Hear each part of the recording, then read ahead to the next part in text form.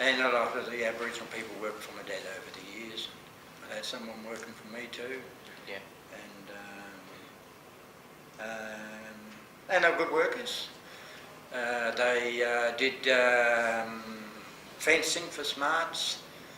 Even Wally and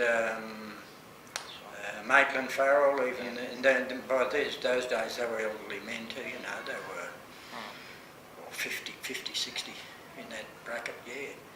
And talking to, here's a Maitland's one, it's a pity we didn't get some. Maitland, was a little boy, was when the droving teams come through, and they used to drove them from right up the top, and the railhead in 1894 was opened in Mingenew, and they used to drive them down to Mingenew, and then they load them on trains, the cattle, and Maitland's job was to light the fire when they would drive them, I think around about 20 mile or so in a day, depending a little bit on the heat and so on. And it's his job, there was the cook with him, his was to light the fire for the camp for that night, and then put the fire out when they'd moved their stock on, and he'd be told where the next where's to put the next campfire. And as he said there, even at 8 years of age, they had to work because there was no dole, no social security for anyone then, and everyone had to work. You work. Your employer would wait on the road, and we'd walk to the main road. That's right. Yeah, pick them up on the side of the Bitumen Road. That's right. Yep. Yeah, Monty Kelly and Uncle Monty, yes, my dad, Horace Bynder, and we talk about the shearing contractor, Martin Robbie. Martin, and then the Knock brothers come in afterwards. Stewie Knock and them, That's right, And then Billy Jones was in partnership. That's right. Shearing with Stewie Knock and Murray Pearce. Uncle Bill took over contract now in regards to the shearing. Then he went on his own for a while. And then his boys took over. Cliff, I think, took over. Cliff, and we had Gary and Paul, and that came out of the reserve, like Uncle Billy is part of the Aboriginal reserve, and then Uncle Billy moved into town, and then he progressed along the way, being a worker, and established himself into a business, Tom, in regards to coming from there to here. That's right, and making a name for yourself. And then Uncle Billy went to Sandstone, then he came back, he's back in Mingenew. I know he's back in Mingenew, There's something about the water or something, they tell me, that once you drink it, you'll never ever leave that place, you'll always go back to it. It could be something like that too. Definitely, right. Tom. Fred Bridges, he had a lot of Aboriginal people work for him, but whenever he spoke to him, Mr. Pearce, is that branding iron hot? Mr. I'm trying to get a couple other names out. Mr. Kelly, is that going to push that cow up in there, and the Aboriginal would do anything for Fred. That respect, it's respect. That's what it was. Just sheer respect.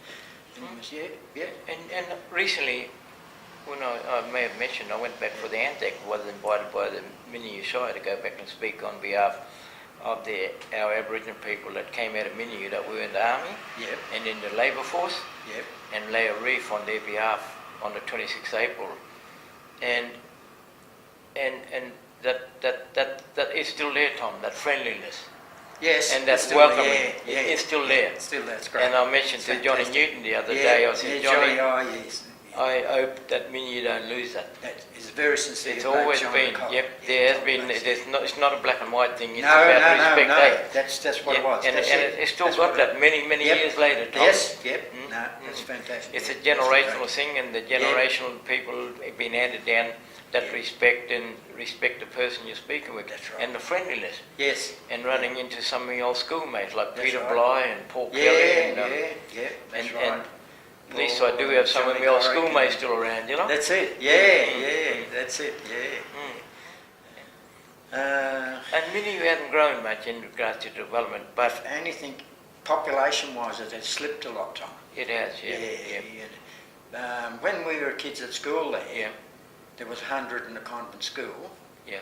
And there was, I think, 105 in the state school. And there was another 30 kids out at Yandinuka, at the school out there. Yeah. Well, both the convent and Yandinuka are both closed now. They might have 80 children perhaps in the government school. Yeah, yeah. Yeah, so... I see the old convent school, it's bed and breakfast or backpackers now, isn't it? And you know that hill there before the at the school, the hill there, that looked very steep when we were small. Oh yeah, being kids, we yeah, thought it looked a big hill. Yeah, that's right. Now, when you go back, it's only you can jump it. It's that steep now, isn't it? That's right. Yeah. Remember the running around, sports training, running around the block? Over the road from there. Or around the block. Yeah, over the road from the school. Yeah, the school. Yeah, there's a playgroup thing there, swings and that there. I always think Ted Dowd, you see, Ted was about 6 or 7. Yeah. You know, he was about 15, 14 or something like that. Anyway, he had long, like an emu. And no one could get near him, but Frances Hannah come over from Mullawar. Yep. Anyway, she had a dress which is down halfway down her which was the fashion at that time too, by the way. Yep. And I tell you what, Ted's legs were being stretched out to stay in front there. Frances had him running. She could run. Yeah, of course, those Mullawar dudes, they can run all right. Yeah, because they... And the foundation on the reserve is still there, the 10 houses that were built. Yes. And the foundation of the 2-bedroom homes, Yeah. and the laundry and the Littlewell is still there, but the windmill's not there anymore. Yeah. As I mentioned. That's right, the windmill, that's been built. Yeah, It used to have an overhead tank there too. That's right, that supplied the, That must probably give you the gravity. Did the water run to the unit? The little unit? It gravitated to, in the centre of the reserve, there was a cooling tank there. Oh, yeah. And it gravitated there, and then from there, that was after we used the well as a watering hole then. And cart water to the uppies at the time, and then we went into the 2-bedroom homes, and then we got that overhead tank with the windmill up the top end. There's a laundry, and it gravitated down to the to another tank, which would run to the reserve before we actually got onto mainstream. From town, it was overhead pipe.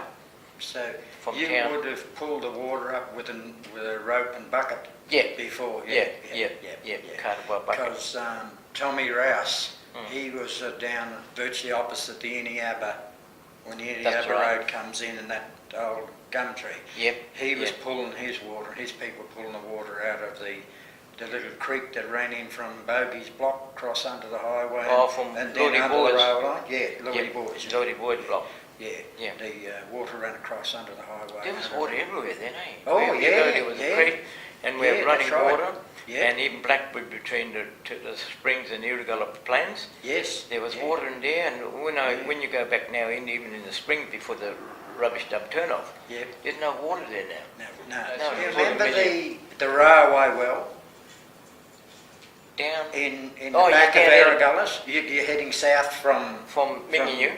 From Boers, the Lloyd Boys. Oh, Lloyd Boys, You get Lloyd's block, and his block dog legs back. And just over the fence is a railway well. Yes. Now, it was about, 10 metres long, I suppose, at a guess, and the length of a railway sleeper wide. Yeah. Now, they were pumping the water out of that for the steam trains. Yeah. Craig and Patton. Craig and Patton, the old store there. Yeah, that's right. Yeah. And the Croft girl used to work there. What's her name? Married Ricky Ridley. Leonie. Leonie Croft used to work there. Yeah, that store, and that's been taken away, and there's Cecil Newton Park there now. You could get anything in that shop. Oh, You could buy a jaw for a crescent in that shop. You could buy Hills Hoist, refrigerators. Yes. And has ginger nut biscuits. It was always there, that sort of business. My mouth still drools over those ginger nut biscuits we buy for £2 for a bag of like this. I remember the cooling bottles we were selling for that's right. when it came out in 1966, the decimal currency. Yeah, that's right. It's telling me age, but isn't it? 1 cent We just get one set of bottle and then go and buy lollies, you know? Yeah, that's right.